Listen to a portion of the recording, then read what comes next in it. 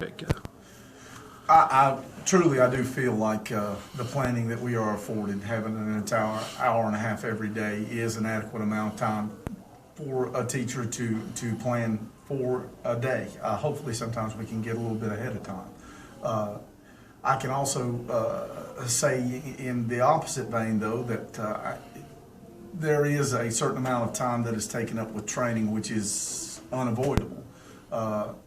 However, it does at periods throughout the year cause a little bit of problem for a classroom teacher.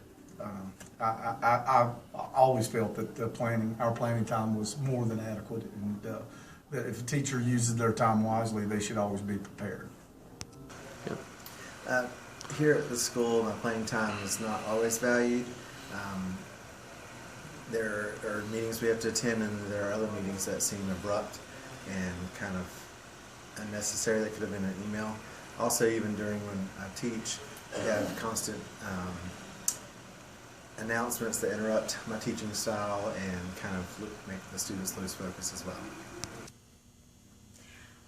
In high school, there are many things that interrupt our class meetings, advisories, schedule changes for this, that, and the other.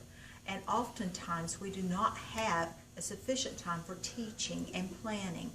We like to do our planning in the Freshman Academy together, and often it is interrupted by meetings, parent meetings, class meetings, meetings with other teachers outside of our academy, and it becomes a very big problem. The interruptions during the day create a habit for the kids. They're used to and need a schedule to follow, and when it's interrupted, they get interrupted. Very much like an autistic child who needs that structure. When you create a situation that's not structured, it's an adaptability that you have to tolerate in class. So you're having them to adapt and getting them settled before you can actually teach them.